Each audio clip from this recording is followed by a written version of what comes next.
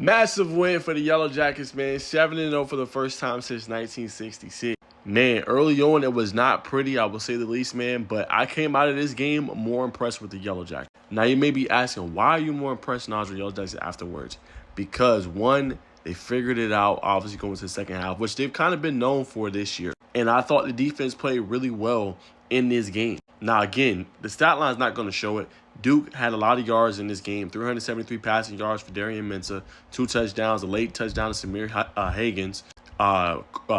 Bacart killed them, obviously, offensively, 13 catches, 172 yards in this game. But nonetheless, man, Georgia Tech did what they needed to do. And the area they won this game was in the red zone. Now, you can look at the stats. There was 3 or 5 in the red zone. But at one point in this game, they had 3 possessions in the red zone, just 1 field goal. So that goes to show you, man, everything in between and before the 20s is obviously important. But if your defense can come up with stands over and over again, it says a lot. Now, defensively, my game balls obviously is going to go to these 2 players. Jordan Vandenberg, he was elite in that series when they were trying to go up. They had 3 consecutive goal line stands. He was obviously up in the middle, and he kept pushing back their center and the offensive lineman for Duke.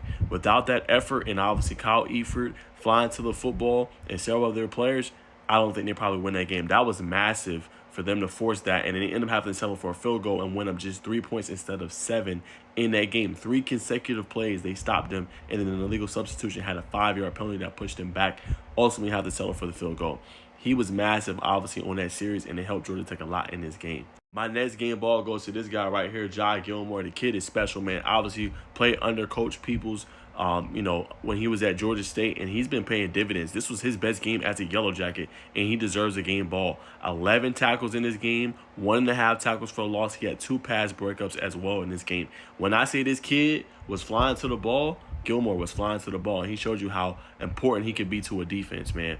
His hitting and his ability to wrap up in this game was massive, obviously, for Georgia Tech, and he paid dividends in this win. So, yeah, man, without the Georgia Tech defense, they wouldn't did. And I also like the plays that Daquan White made in this game. Yes, he got picked on early when Toby went down with an injury. Toby returned, but they leaned on him pretty heavily in this game, and he made some big plays. Didn't allow any big touchdowns. He obviously had the 2 plays that went against him, but he showed that he can play at a high level. And I think as he continues to fine-tune his craft and get better and better, he can definitely be a key contributor moving forward for Georgia Tech, especially with the injury to Amari Harvey. Now, why, again, was this a massive win? They're 7-0 right now, and they're 4-0 in the ACC. The only other team that's in there with them is Virginia, who's undefeated. They do not play an ACC opponent this week until they play North Carolina, I think, on the road next week. They play a non-conference opponent of the Cavaliers. So this keeps them in pace and in position to what they want to do and accomplish.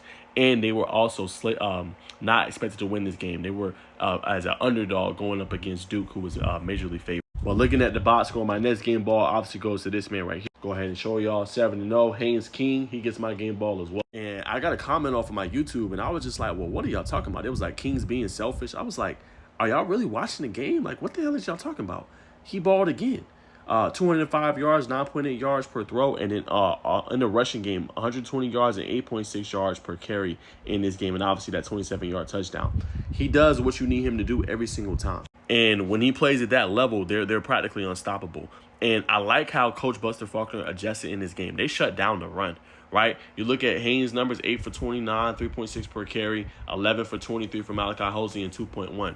They did what they could in this game, but ultimately Duke shut down the running game, bro. They only had, and now it looks better because King helped out a lot, but between them two, you obviously looking at about 52 yards rushing in this game. So it was a struggle, man. King stepped up big late down the stretch with explosive runs and obviously keeping the chains moving, but it was tough sledding. But I like how Coach Faulkner aired the ball out. And I keep telling y'all, the key to unlocking this offense fully is going to be getting the ball, I'm telling y'all, to them tight ends, man. Josh Beatham had a big-time catch, explosive catch for 49 yards. Harper had a 24-yard catch, and JT Byrne had a 21-yard catch. Again, it ain't the prettiest thing in the scoreboard or the stat sheet, but those guys stepped up massively for Georgia Tech in big, key, critical moments. And they need to lean on them more. When the running game is shut down, or I'm not saying go away specifically from it, but use your tight ends out of the flat. Use them on shallow crosses. Use them on flat routes. Use the tight ends more because you got a little something from them. And it's crazy to think JT Byrne only has 2 catches in his career as far as a college player. But those 2 guys or those 3 guys, they've shown you they can make damage. And when you're struggling offensively, you got to get them boys the ball. So, yeah, shout out to Haynes King. Massive game. That was a touchdown catch. I don't care what nobody say for Isaiah Kenyon. He took 2 steps, y'all. Literally, in college, you need 1 step. He took 2 steps, turned, right, and then he jarred the ball loose. Again, needs to be more clarification on that. I'm not going to go on a tangent and get on a tangent about that, but again, they need to revisit that in the offseason. I like the steps he's taking forward. He's another player that needs to get the ball way more offensively moving forward with what he can do. Great contested catch on that 3rd and long in that scenario to move the sticks for Georgia Tech. But overall, man, this is just a winning team. They play at a high level, man, and like I said, complimentary football, right? Offense was struggling to figure it out. Defense kept this game at bay. Again, gave up yards, but was critical and was elite in a critical stretch of the game when they needed to get stops, right? And they did that throughout the entire game. They didn't give up. They gave up some explosives, but it wasn't anything crazy like 50, 60-yard touchdowns, you know what I'm saying? And they did a good job, for the most part, tackling in open space, right? The last thing I want to bring up is I love what Coach Gideon did in terms of creating pressure on the quarterback. He made Darian Mensah feel uncomfortable, something I alluded to and I talked about in SI this past week. You got to make him feel uncomfortable. He did a good job of designing different blitzes and pressures and speeding him up. Like I said, despite him cooking for 373 yards and 2 tubs, it was very difficult, and they didn't allow them boys to get a lot of points compared to other teams would allow way more points. So that was critical in this game for Georgia Tech, getting those stops and getting the ball back to the offense and tackling. So, yeah, y'all, 7-0 in the season, and they still have not played their best football as of yet, right? So you can imagine how good this team can be. Dealing with some injuries, no Akilo Stone, no Amari Harvey, but continuing to play, obviously, at a high level this year for Georgia Tech. And I think there will be a top 10 team this week. I will have a prediction, but with the loss of, obviously, LSU losing to Vanderbilt, Tech should move up. They beat Duke. I won't say handily. Obviously, Duke dominated the line of scrimmage in the first half. They obviously dominated the stats. But second half, that was all Georgia Tech. They played phenomenal in the second half and really helped out this team defense because went on, a 9-minute drive and didn't allow the field goal. Didn't allow them to punch it in for a score. That was a massive drive in the second half to now allow them boys to go all the way up. So Tech should definitely be a top 10 team to me.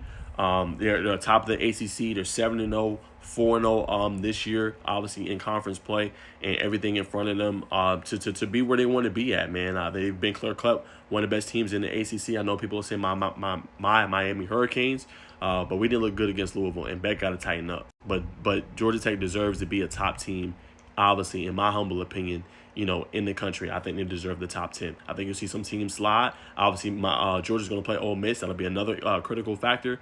They should definitely move up in the standings. How far? We'll find out, man. But Georgia Tech looked good in the second half, and the defense carried the day in the red zone and did what they were supposed to do to come out with a win in a game they were not favored in, man. But Tech fans, y'all holla at me. Let me know what y'all think down in the comments of this Georgia Tech win over Duke.